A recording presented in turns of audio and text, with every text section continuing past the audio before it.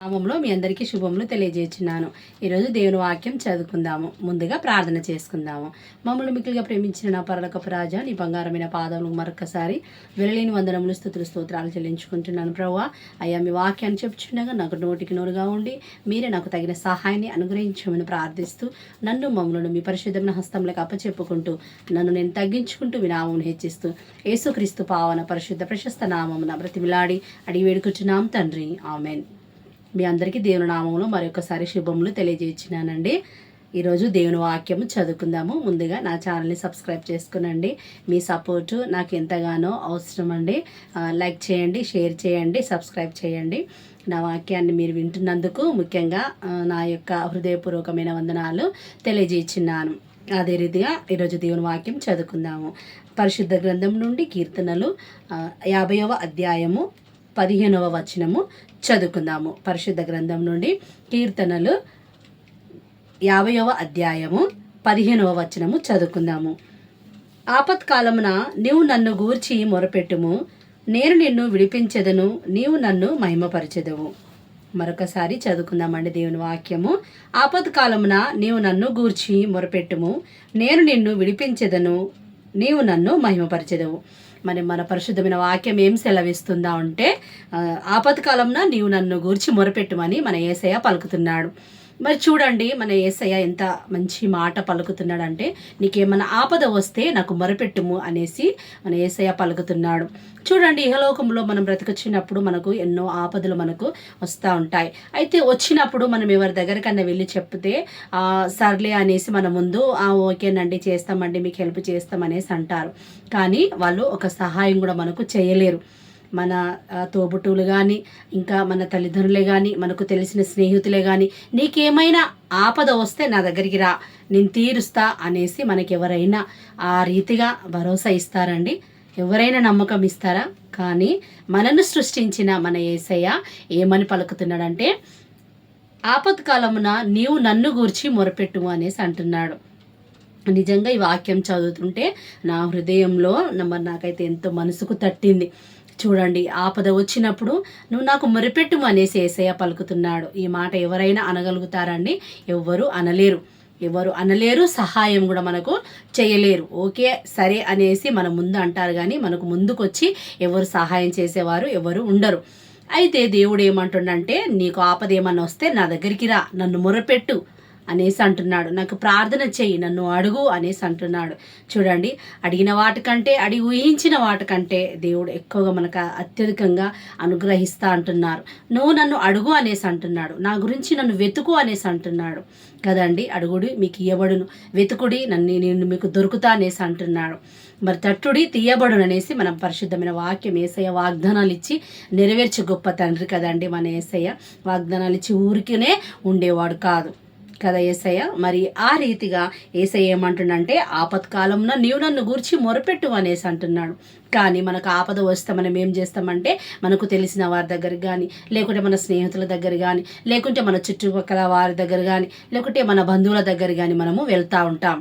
నాకు ఈ సహాయం చేయవా, నేను ఈ ఆపదలో ఉన్నాను, నాకు ఇప్పుడు అర్జెంటుగా నాకు ఈ అవసరం ఉంది అనేసి మనం వాళ్ళ దగ్గరికి వెళ్ళి మరి ఎంతో ప్రాధేయపడతా ఉంటాం, ఎంతో బ్రతిమలాడుకుంటాం. కానీ ఆ సమయంలో వాళ్ళు మరి ఓకే అంటారు, కానీ మనకు ఎంత మాత్రం సహాయం చేసేవాళ్ళు చాలా తక్కువగా ఉంటారు. కొంతమంది చేస్తారు, కానీ కొంతమంది చేయడానికి వెనుక ముందు చేస్తూ ఉంటారు.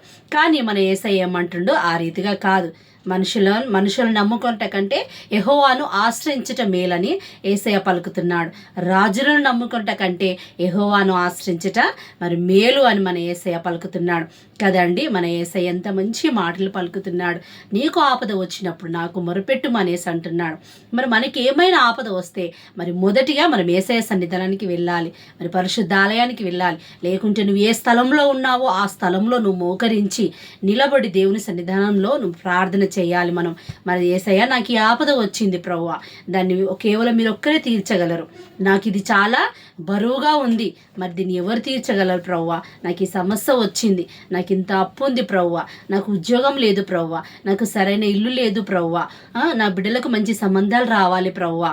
ఇంకా మనకి ఏ అవసరత ఉందో ఆ అవసరత గురించి మనం యేసయ్య సన్నిధానంలో ప్రార్థించినట్లయితే తప్పకుండా ఆ అవసరత కానీ, ఆ కొరత కానీ, ఆ సమస్య కానీ మనకు తప్పకుండా విడుదలను అనుగ్రహిస్తాడు. ఇంకా ఏమంటుండే యేసయ్య, నేను నిన్ను విడిపించేదను, నువ్వు నన్ను మహిమపరచెదవు. ఇంకేమంటుండు, నేను నిన్ను విడిపించేదను అనేసి అంటున్నాడు. చూడండి, ఆపత్కాలంలో నువ్వు నాకు మొరపెట్టుము, నేను నిన్ను విడిపించేదను అనేసి యేసయ్య పలుకుతున్నాడు. ఎంత గొప్ప మాట అండి. నిజంగా మనకి ఈ వాక్యం చదువుతుంటేనే మన హృదయంలో ఒక ఎంతో సంతోషాన్ని, ఆనందాన్ని మరి కలగజేస్తూ ఉంది. నువ్వు నాకు మొరపెట్టుము, నిన్ను విడిపిస్తా అనేసి అంటున్నాడు. మనము తట్టుకోలేని పరిస్థితులు ఒక్కొక్కసారి వస్తాయి. మన హృదయంలో వేదన, దుఃఖంతో కూడిన పరిస్థితులు మనకు ఒక్కొక్కసారి కలుగుతూ ఉంటాయి. ఒక్కొక్కసారి మనము స్నేహితులకు కానీ, మన తోబుట్టులకు కానీ, మన తల్లిదండ్రులకు కూడా చెప్పలేని సమస్యలు మనకు ఒక్కొక్కసారి ఎదురవుతూ ఉంటాయి. ఆ ఎదురవుతూ ఉన్నప్పుడు మనం ఎంతో కృంగిపోతూ ఉంటాం, ఎంతో వేదన పడుతూ ఉంటాం, ఎంతో కలవర చెందుతూ ఉంటాం. కానీ ఆ కలవరాన్ని, ఆ చింతను, ఆ బాధను తీసుకొచ్చి యేసయ్య సన్నిధానంలో మనం పెట్టినట్లయితే తప్పకుండా నిన్ను విడిపిస్తా అనేసి అంటున్నాడు.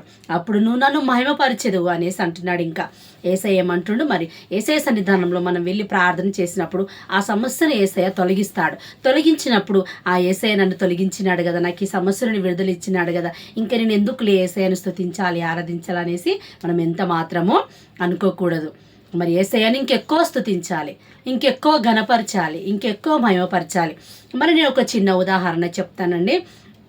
ఒక ఇద్దరు స్నేహితులు మరి ఇద్దరు కొట్లాడుకున్నారంట. చాలా పెద్దగా గొడవ అయిపోయింది, చిన్న చిన్నగా వేసి మరి చాలా పెద్దగా గొడవ అయిపోయింది. ఆ గొడవను ఏం చేశారంటే మరి ఒకరికొకరు గాయపరుచుకొని, కొట్టుకొని, రక్తం చిందించే ఆ పరిస్థితి, రక్తం కారే పరిస్థితులు వాళ్ళకు అంత భయంకరంగా కొట్టుకున్నారు. ఆ పరిస్థితి వాళ్ళకు వచ్చింది. అయితే ఆ కొట్టుకొని ఇద్దరు ఏం చేశారంటే పోలీసు వాళ్ళు చూసి మరి వాళ్ళిద్దరిని పోలీస్ స్టేషన్కి, అయితే ఎక్కువ ఎవరైతే గాయపరిచినాడో ఆ వ్యక్తిని తీసుకుపోయి మరి పోలీస్ స్టేషన్లో పెట్టినారు. మరి ఎవరైతే ఎక్కువ గాయపడ్డాడో ఆ వ్యక్తిని తీసుకుపోయి హాస్పిటల్లో జాయిన్ చేసినారు.